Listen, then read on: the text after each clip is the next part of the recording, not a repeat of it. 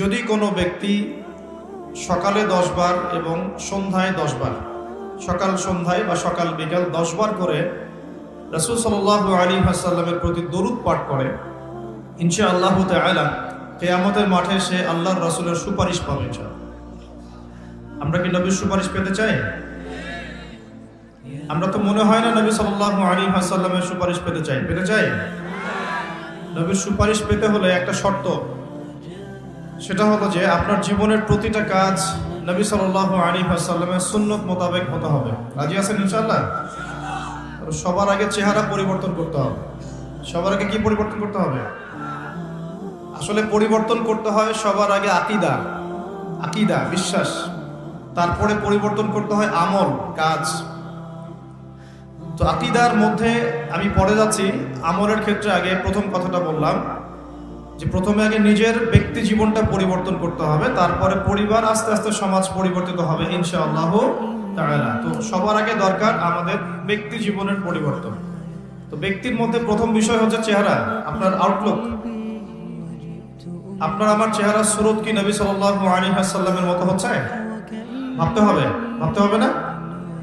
নবী সাল্লাল্লাহু আলাইহি ওয়াসাল্লাম শেভ করতেন নাকি দাড়ি লম্বা ছিল? তো আমাদের সবার দাড়ি ছোট কেন? আমরা কি নবী সাল্লাল্লাহু আলাইহি ওয়াসাল্লামের উম্মত না অন্য কারো উম্মত? শুনেন, আল্লাহর নবী বলেছেন, বলেন সাল্লাল্লাহু আলাইহি ওয়াসাল্লাম, তোমাদের সামনে একটা জামানা আসছে, জামানা সাবরিন, কঠিন সবরের জামানা। ওই জামানায় ঈমান ধরে রাখাটা হাতের মধ্যে জ্বলন্ত আগুন ধরে রাখার মতো হবে। নবীজি বলছেন ঈমান ধরে রাখাটা হাতের মধ্যে আগুন ধরে রাখার মতো কঠিন হবে। সেই কঠিন জামানায় যদি কেউ আমার একটা সুন্নতকে জীবিত করতে পারে, বা আমার মৃত সুন্নতকে জীবিত করতে পারে, বা নবীর সুন্নতের উপর অটল থাকতে পারে, সে 50 জন শহীদ সাহাবীর নেকি পাবে ইনশাআল্লাহ। সাহাবী কাকে বলে? আমরা যদি আমাদের পুরো জীবনটায় যত আমল করি, এই আমলগুলো এক পাল্লায় রাখি, আর আবু বকর সিদ্দিক রাদিয়াল্লাহু আনহুর 1 রাকাত নামাজ এক পাল্লায় রাখি, কোনটা বেশি ভারী হবে? কি মনে হয়? আমাদের আমল আবু বকর রাদিয়াল্লাহু আনহুর আমল কোনটা? নবীজি বলছেন 50 জন শহীদ সাহাবীর সমান নেকি পাবে কে? যে কঠিন যুগে নবীর সুন্নতের উপর চলবে এবং সেই সুন্নতকে আঁকড়ে ধরে থাকবে। রাজি আছি ইনশাআল্লাহ? দাড়ি রাখতে পারবো তো ইনশাআল্লাহ? আল্লাহ পাক সবাইকে তৌফিক দান করুন। স্টাইল করে রাখা যাবে না, যেমন যার দাড়ি আসবে সেভাবে ছেড়ে দিতে হবে, ঠিক আছে? পোশাক পরিবর্তন করবেন।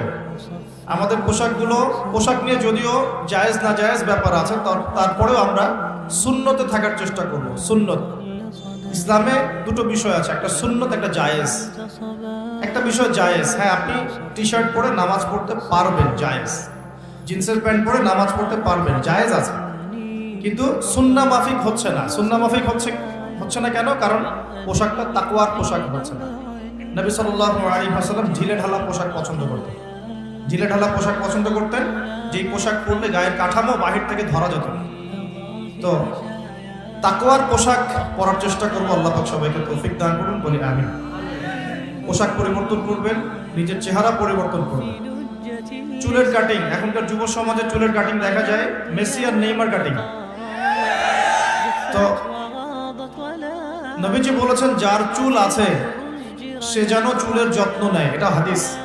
যার চুল আছে সে যেন চুলের যত্ন নেয়, যার নাই সে তো হতভাগা, তার তো নাই। লক্ষ লক্ষ টাকা খরচ করলেও কি সেটা আবার ফিরে আসবে? সাধারণত আসে না। যার আছে সে যেন চুলের যত্ন নেয়। নবী সাল্লাল্লাহু আলাইহি ওয়াসাল্লাম চুল বড় রেখেছেন, কাঁধ পর্যন্ত রেখেছেন, কানের লতি পর্যন্ত রেখেছেন। তো এই বাবরি সুন্নত, এটা কিন্তু নবীর সুন্নত। এটা বাধ্যতামূলক নয়, কিন্তু নবীর সুন্নত। আর যদি কেটে ফেলতে চান তাহলে সামন পিছন সমান করে ফেলবেন।